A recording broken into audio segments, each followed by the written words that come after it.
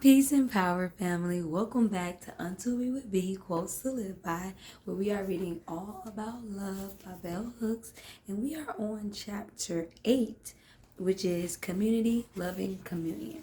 And the first quote I want to go through today says, "Only as we are in communion with ourselves can we find community with others." And the reason why I thought it was important to start off with this quote is because I myself have been going through a personal journey. The reality is, I was isolating. I was spending time alone because I was going through too much and I didn't want to be around people. But eventually, I got to a place where I understood what I was going through and that I was in my spending time alone, I was still worrying about things outside of myself. So I wasn't able to be outside and present with others.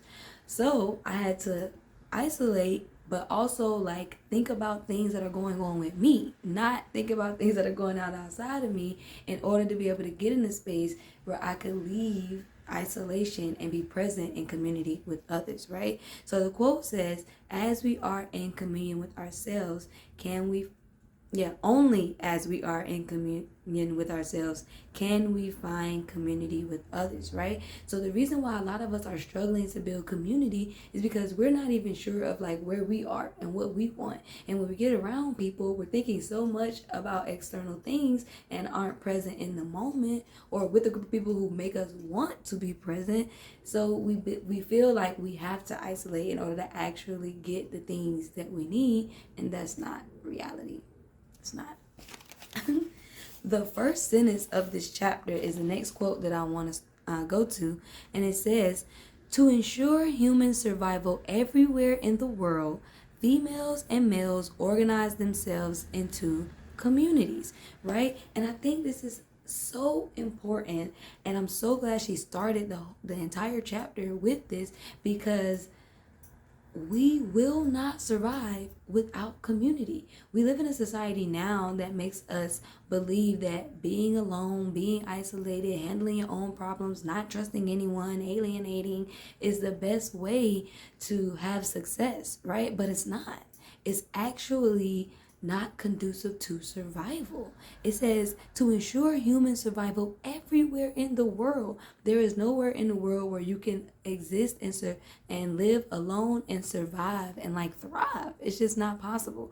So we have to build community. We have to get into a mindset of like, what is it going to take for me to build community? What do I need to work on in here so that I can actually build with other people? Because you cannot do it alone. No matter what you're trying to do, you're going to need another person to support you through it, or to do something that you don't know how to do to make sure that it happens. So think about that. The next quote that I want to go to says, "Replacing the family community with a more privatized, small, autocratic unit helped increase alienation and made abuses of power more possible." And I think this quote is so important because it goes back to what I was just saying around how the society we live in believes in isolating. The reason why they want us to be isolated is because we can't tell another motherfucker the problems that we having at work and hear that, oh, that you not going through that over there at your job. Well, what do I need to do so I'm not going through that? And if I need to leave and come to your job, then I will do that, right? It's more possible to, cause problems or create, what am I trying to say? It's more possible to make change together. It's more possible to go up against abuses of power in a group. That's why the United States tore down unions, and that's why it's going crazy in Unionville right now, because people realize and recognize that the best way to make change anywhere is in a community, in a group with other people, right? So there is a reason why it is this American dream of the mama, the daddy, and the kids and the dog, and with the grandma, with the aunties and uncles and cousins, right? There's a reason why they focus on that family unit, that nuclear family, as the idea of community. I'm gonna go on to the next point because you know what I'm saying. I could get I could get a little spicy. The next quote that I wanted to talk about says, talking together is one way to make community. And I think that is going back to the last point that I just made, that one thing that we aren't doing anymore, especially because of social media, especially because of just the way society is going, we aren't talking to each other. We don't want to talk on the phone.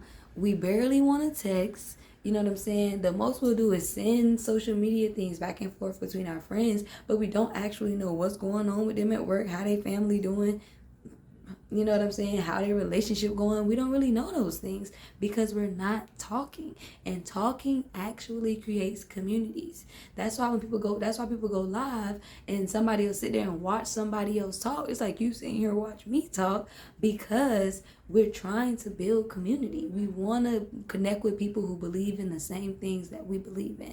So talk to the people in your neighborhood, talk to your friends, talk to your family, call people, have a conversation with them, go out to dinner, and don't be on your phone. Actually have a conversation. We are not talking to each other, and that's what's getting in the way of us being able to build real community. The next